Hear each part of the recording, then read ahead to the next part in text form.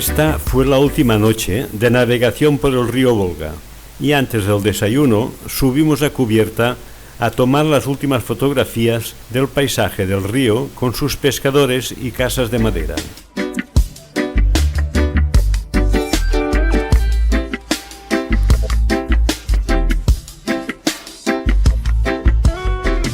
Poco a poco el paisaje fue cambiando y la entrada fluvial a Moscú la hicimos por el río Moscova.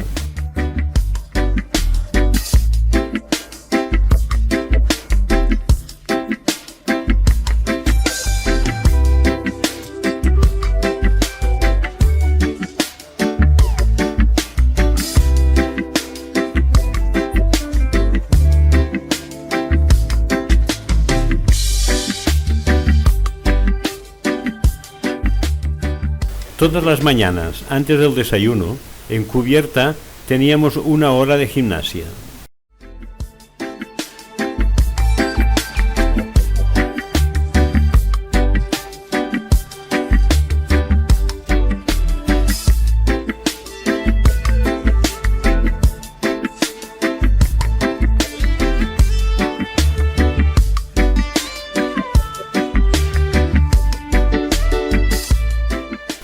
Después del desayuno, volvimos a subir a cubierta para disfrutar de la entrada a Moscú y comprobamos que la fiebre de la construcción en todas partes es igual.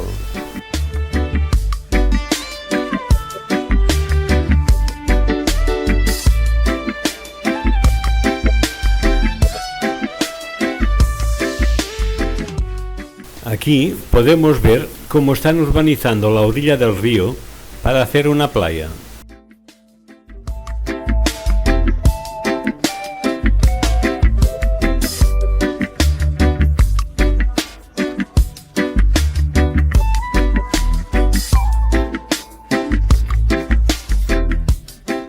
La llegada a Moscú era a las 13 horas, pero como que llegamos 1 hora y media antes de lo previsto, nos adelantaron el almuerzo y la hora de salida de la visita a la ciudad. Así que después de comer ya subimos a los autocares rumbo al Kremlin y a la Plaza Roja.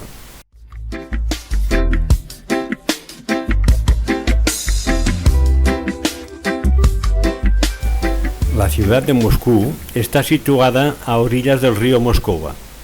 En el curso de su historia, la ciudad ha sido capital de una sucesión de estados que van desde el Gran Ducado de Moscú de la Edad Media al Zarado ruso y la Unión Soviética. Y con la caída de la Unión Soviética se ha abierto una democracia a la rusa. La primera referencia rusa de la ciudad de Moscú data del año 1147, con el reinado de Iván III, que pasó a ser la capital de un imperio que finalmente abarcaría toda la actual Rusia y países satélites.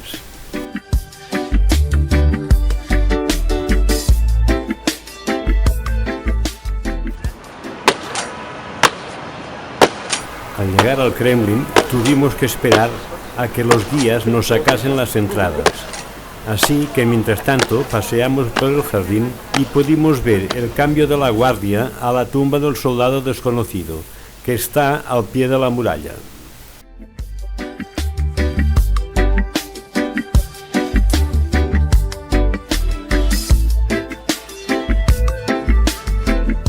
Después de la caída del Imperio Romano, los habitantes eslavos de estas zonas se vieron influenciados por el cristianismo griego, que llegó de la mano de los misioneros Cirilo y Melodio, procedentes de Bizancio, que evangelizaron estas tierras y crearon un idioma y escritura propio, el alfabeto cirílico.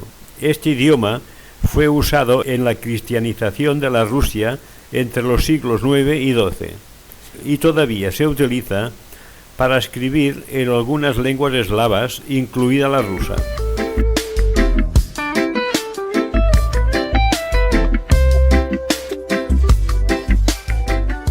Después de más de media hora haciendo cola, ya pudimos entrar al Kremlin y pasear por sus jardines, en el que pudimos ver el gran cañón Zar Pushka, literalmente Cañón del Zar, que fue puesto en servicio en 1586 Porfior I de Rusia, hijo de Iván IV, y pesa 40 toneladas. El libro Guinness de los récords lo recoge como el cañón de avancarga más grande jamás construido.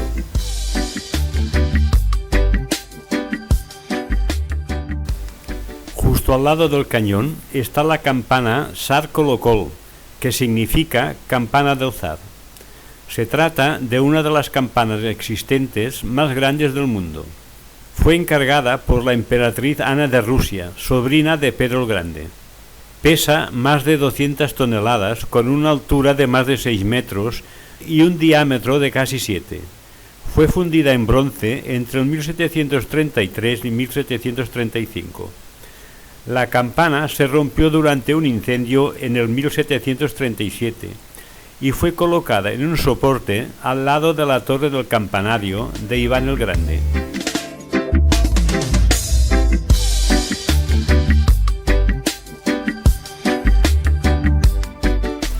En la antigüedad, en Rusia la palabra Kremlin se usaba para denominar la parte amurallada del centro de una ciudad.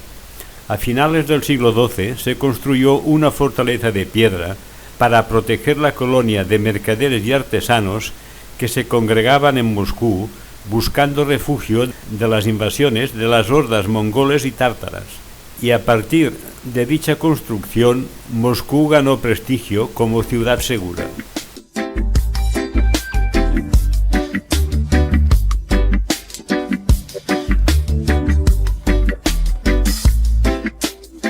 El recinto del Kremlin está declarado Patrimonio de la Humanidad.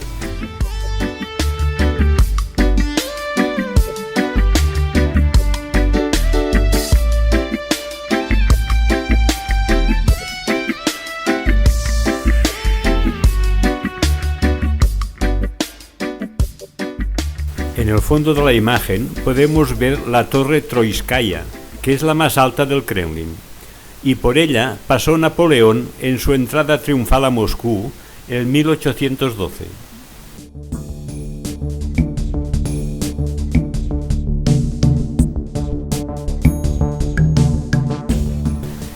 Después de la visita al Kremlin, salimos por la puerta Troitskaya a la Plaza Roja, que se construyó a iniciativa de Iván III.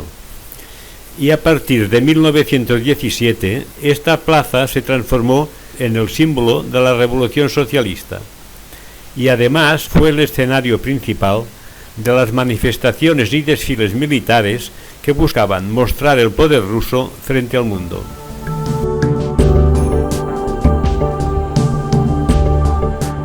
En esta plaza también está ubicada la Catedral de San Basilio, que la ordenó construir el zar Iván el Terrible para celebrar la conquista de la provincia de Kazán, y es un emblema de la ciudad por su singular arquitectura de cuento de hadas.